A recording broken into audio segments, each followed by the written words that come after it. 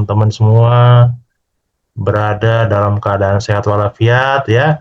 Amin. Selamat menikmati hiburan libur panjang ya hari ini ya, weekend ya. Oke, hari ini kita menyambung lagi ya materi kita yang kemarin. Oke, hari ini kita akan membahas mengenai ada 4 materi kita. Yang pertama itu ialah pendekatan audit e-commerce. Yang kedua ialah audit untuk entitas nirlaba. Yang ketiga ialah kita membahas mengenai subsequent event. Yang keempat ialah kita membahas mengenai laporan auditor independen dan manajemen letter. Nah, masing-masing ini merupakan topik yang sangat-sangat krusial, teman-teman, ya. Karena itu mencakup industri digital, sektor sosial, dan juga prosedur akhir suatu audit hingga produk komunikasi utama seorang auditor. Mari kita bahas satu persatu. Pendekatan audit e-commerce. Nah, tujuan daripada materi ini ialah mahasiswa itu mampu mengidentifikasi risiko-risiko khas apa saja di dalam transaksi digital dan juga bisa mengevaluasi kehandalan sistem pengendalian internal dan merancang prosedur audit yang berbasis teknologi. Nah, memeriksa perusahaan e-commerce itu kita nggak bisa lagi, teman-teman, untuk mengandalkan setumpuk dokumen fisik. Karena apa? Karena karakteristik utamanya ialah tentu volume transaksi yang tinggi. Dan juga di sana ada otomatisasi yang penuh, serta juga di sana ada jejak audit digital. Nah, fokus seorang auditor nanti akan bergeser dari pengujian substantif yang tradisional ke audit berbasis risiko dan pengujian IT General Controls serta IT Application Control. Nah, contohnya bagaimana dalam praktek lapangannya? Misalkan ya, kita melihat ada kasus, ada potensi revenue yang dicatat overstatement melalui misalkan tadi contoh kita ialah flash sale ya di toko online. Nah, risikonya apa tadi? Risikonya adalah sistem checkout otomatis itu rentan sekali terhadap manipulasi data oleh data bot. Ya, misalkan tadi yang pesan mungkin bukan akun resmi, tapi akun bot. Nah, pengakuan pendapatan prematur, misalkan barang belum dikirim tapi sudah diakui sebagai pendapatan gitu ya, atau mungkin serangan cyber pada gerbang pembayaran. Itu bisa kejadian. Nah, gimana cara kita sebagai auditor? Pendekatannya. Tentu kita auditor tentu nggak mencocokkan salah satu, tapi kita menggunakan suatu sistem biasanya ya itu pakai General Audit Software atau mungkin ACL namanya Audit Common Language ya untuk menarik semua data log transaksi. Kita uji ya, kita uji kontrol otomatisnya untuk memastikan sistem itu hanya mengakui pendapatan jika ada mungkin konfirmasi ya resinya atau mungkin bukti bayarnya kah gitu ya dari pihak ketiga. Itu contoh kalau tadi kita memeriksa untuk perusahaan-perusahaan yang e-commerce. Yang kedua tadi ya setelah e-commerce kita membahas untuk audit atas entitas nirlaba atau non-profit organization. Tujuan kita belajar audit atas entitas nirlaba ini apa? Teman-teman diharapkan mampu memahami ya karakteristik khusus spesifik daripada laporan keuangan nirlaba. Misalkan mendeteksi risiko penyalahgunaan dana dan juga mengaudit kepatuhan batasan dari donor atau restriction tadi.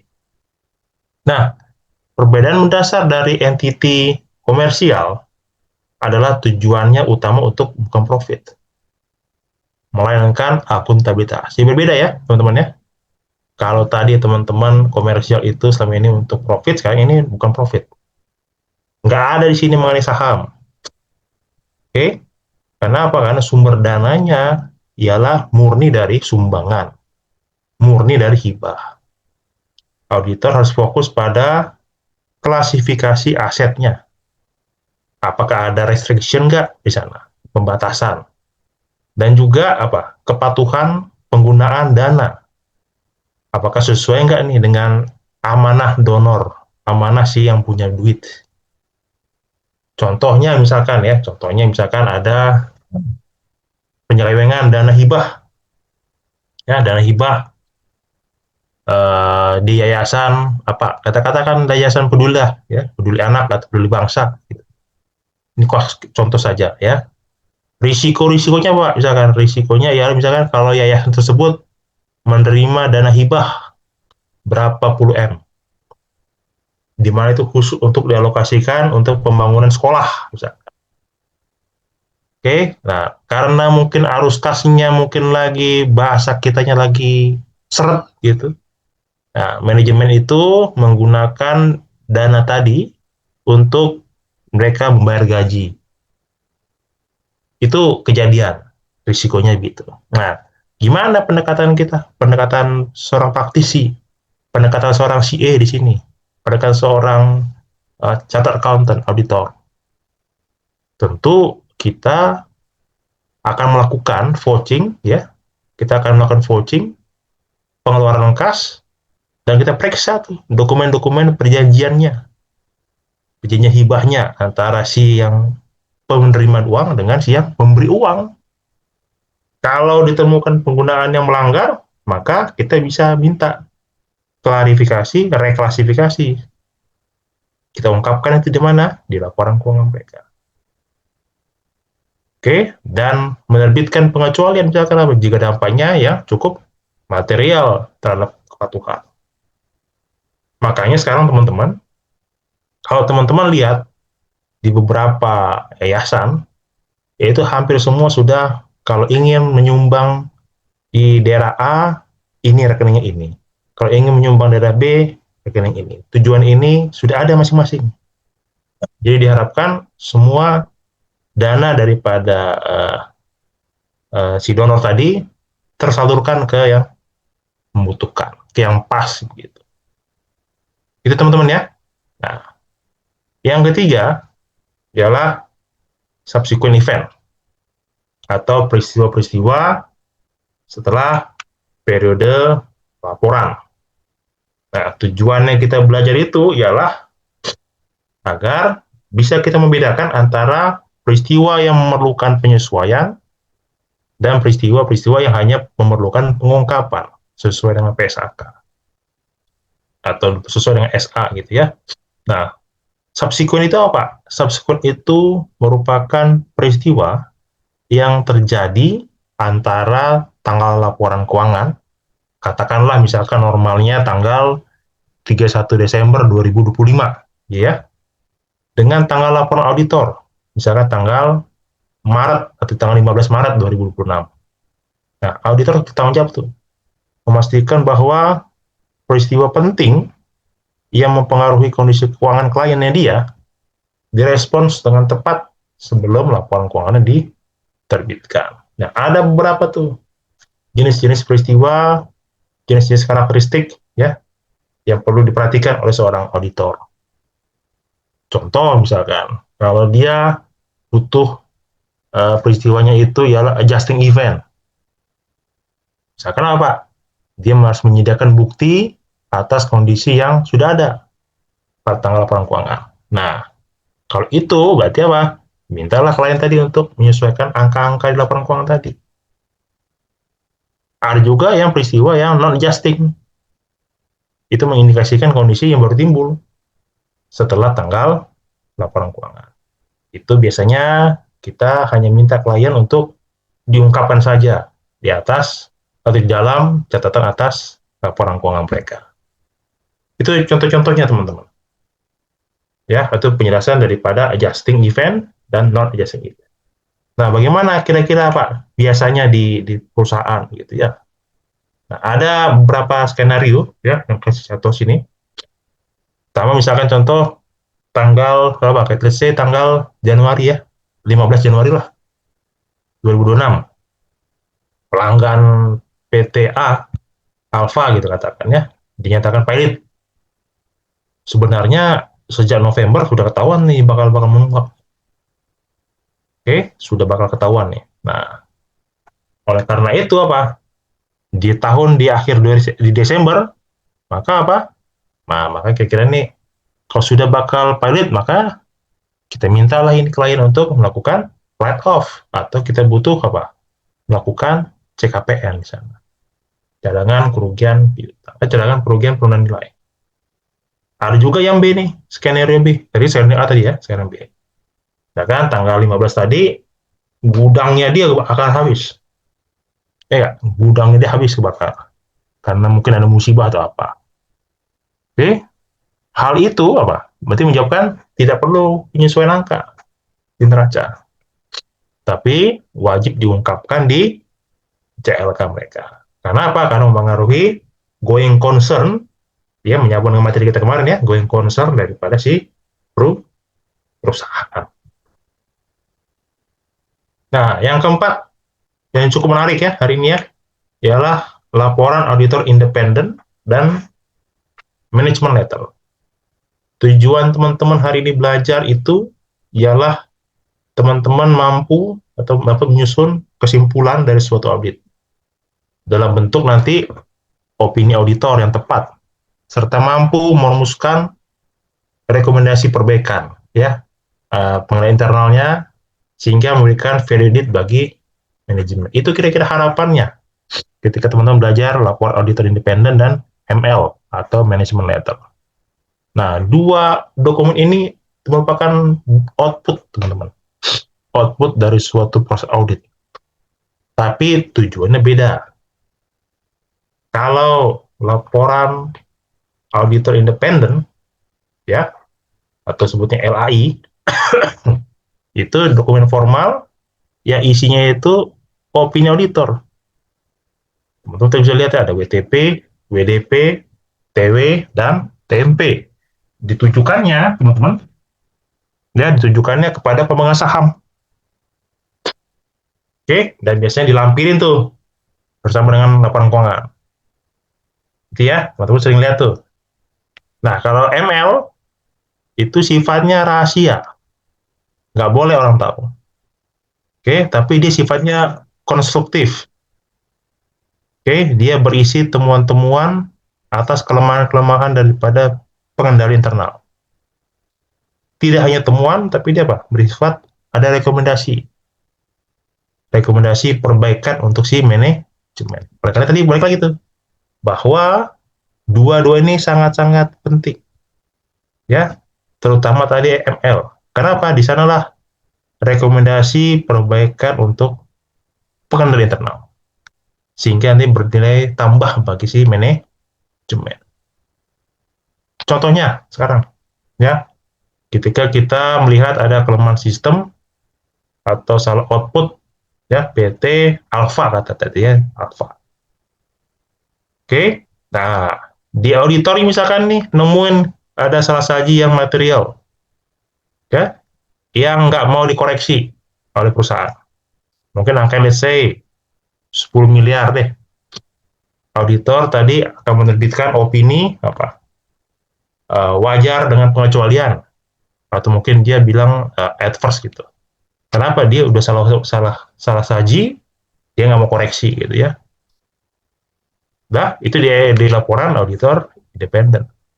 Di ML-nya kita bisa bilang selama audit auditor menemukan ada fungsi apa kasir yang nggak jalan atau ada fungsi pembuat rekonsiliasi bank yang kurang gitu ya atau mungkin fungsi kasir atau fungsi rekonnya yang dipegang oleh orang yang sama gitu sehingga ada namanya kurangnya segregation of duties pembagian tugas dan ini belum tentu menghasilkan salah saji saat ini tapi itu risiko tinggi pak di masa depan.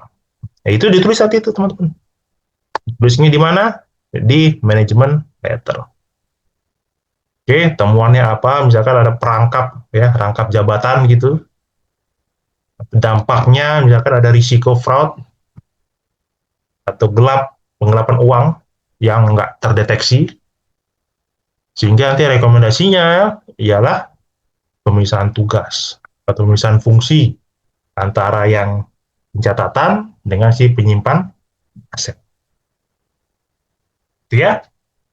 Nah, kira-kira itu materi kita empat pada hari ini, teman-teman. Kira-kira ada yang ingin ditanyakan? Silakan.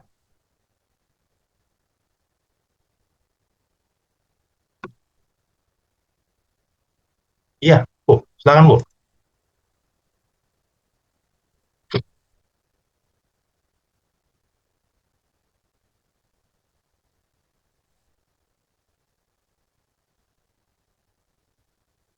Iya, betul. Betul, Bu. Semua temuan-temuan misalkan dia yang material, kadang-kala pula yang non material, Bu. Tapi sifatnya itu iya, tapi sifatnya itu misalkan ketemuan bisa direkomendasikan apa ya gitu buat si klien ini apa. Bisa juga demikian. Karena sifatnya itu ialah kalau ML itu kan improvement ya, improvement. Contoh misalkan di company-nya Ibu misalkan kita melihat ini kok ada investasi yang mandek gitu. Apa nih improvementnya apa? Mungkin ada mungkin biaya bayar muka tapi belum teramortisasi nih, belum turun-turun nih sampai setahun. Kira-kira apa nih penyebabnya? Itu fungsi daripada si ML tadi, Pak. Ini sebaiknya begini, sebaiknya seperti ini. Ada restrukturisasi, ada pemantauan terhadap aset-aset investasi Bapak atau Ibu. Itu fungsi daripada si ML tadi, Bu. Gitu. Tapi kalau dari sisi,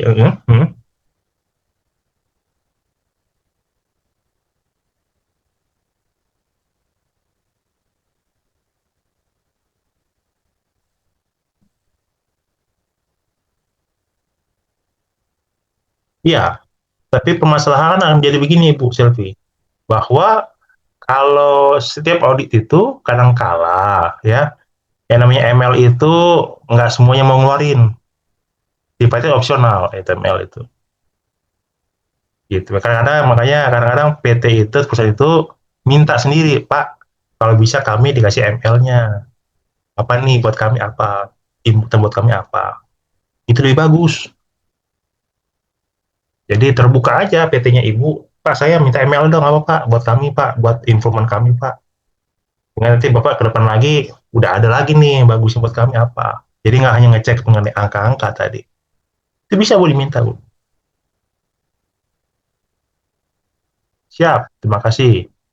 Ada lagi yang mau ditanyakan?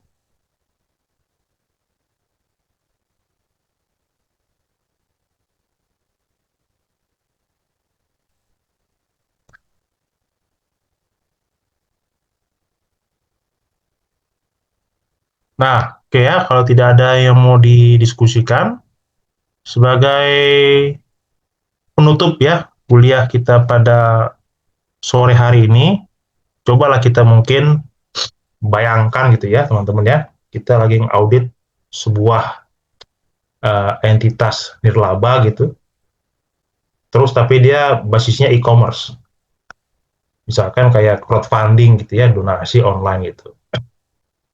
Melihat teman-teman tadi pembahasan tadi itu ya, ada mengenai IT, ada mengenai entity, kira-kira uh, mana yang lebih krusial? Sistem IT-nya ya untuk mengecek uang masuk, atau mungkin apa kepatuhan daripada penyaluran dana ya, penyaluran dananya ini sesuai nggak nih sama akadnya gitu. Kira-kira menurut teman-teman nih, Pak Oce ya, Bu Asri, Pak Mahesa, Pak Priyo, ketika ada IT atau ketika ada crowdfunding gitu ya, ketika ada yayasan nirlaba yang sifatnya digital gitu, kira-kira apa risiko yang akan lebih cepat, apa yang lebih krisik, apa lebih krusial, IT-nya kah atau tetap masalah kepatuhan tadi? Silakan yang mau bahas. Siapa mau jawab?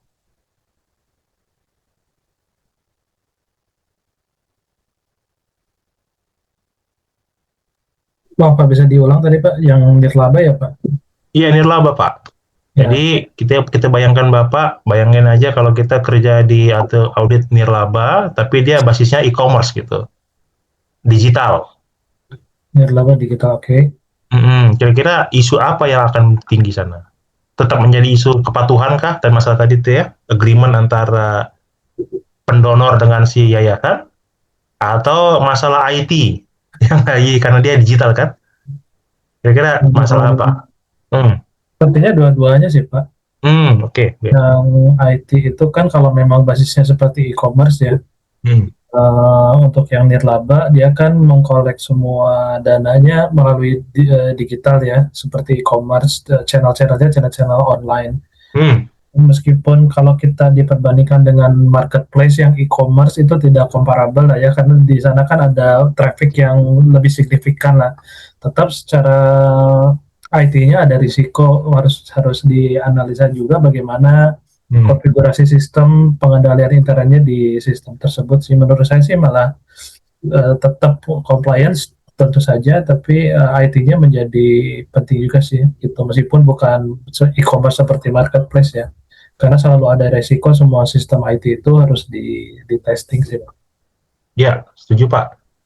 Oke, memang betul Pak ya. Berarti memang ketika pembentukan itu penting bahas lagi kepatuhannya. Tapi IT-nya juga perlu barang-barang ya Pak ya, Pak Oce ya, untuk kita bangun gitu ya, agar ini sesuai nggak nih gitu ya, bener nggak nih uangnya masuk ke sini, arahnya dikeluarkannya nanti sesuai dengan fungsi kepatuhan tadi gitu ya Pak Oce ya. Betul. Oke, oke. Thank you Pak, thank you, thank you. Ya, Baik, ada lagi yang mau menjawab? Feel free aja nggak apa-apa. Sama semua dengan Pak Oce jawabannya? Sama ya? Jadi memang butuh dua-duanya jalan bareng-bareng gitu ya. IT tadi harus mengikuti fungsi kepatuhan ya, atau kepatuhan dalam hal SPI-nya seperti apa, dia minta gimana ya, ini ngikutin aja IT tadi. Gitu ya Pak ya, teman-teman ya. Jadi IT tadi ngikutin daripada proses bisnis atau pola bisnis daripada si entitas nirlaba. Baik teman-teman, sampai di sini dulu ya pembahasan simpel kita, materi kita hari ini ya, mengenai tadi kita sudah bahas mengenai satu ialah mengenai audit e-commerce. Yang kedua bagaimana kita melakukan audit atas entitas nirlaba ya. Yang ketiga teman-teman bagaimana kita menelaah subsequent event dan bagaimana kita laporan auditor independen dan manajemen letter point di sana ya. Itu hal-hal yang penting, itu hal-hal yang krusial karena tentunya itu mencakup satu, karena kita sekarang sudah masuk ke industri digital. Yang kedua, itu menyangkut dengan sosial, ya, amanah orang. Yang ketiga, itu menyangkut proses akhir dari suatu audit, sehingga nanti menyangkut kepada produk apa yang kita keluarkan untuk seorang auditor kepada si auditi. Harapannya ialah kita bisa melakukan dua, ada laporan auditor independen dan juga manajemen letter. Demikian harapan dari saya, mudah-mudahan ya materi hari ini bisa teman-teman, Bapak Ibu semua di sini pahami dengan jelas sehingga tujuan pembelajarannya tersampaikan dengan baik ya, dimengerti oleh Bapak dan Ibu. Oke, tetap semangat ya, perjalanannya masih cukup panjang untuk mencapai masa depan karena CA itu butuh ketahanan ya tentunya. Semangat teman-teman, semangat menghadapi ujiannya, semangat untuk pembelajaran ke depannya. Terima kasih dari saya, sehat-sehat semuanya, dan happy weekend. Thank you ya, bye-bye. Terima kasih Pak. Terima kasih, Pak. Oke, Pak. terima kasih Pak. Terima kasih Pak. Yuk.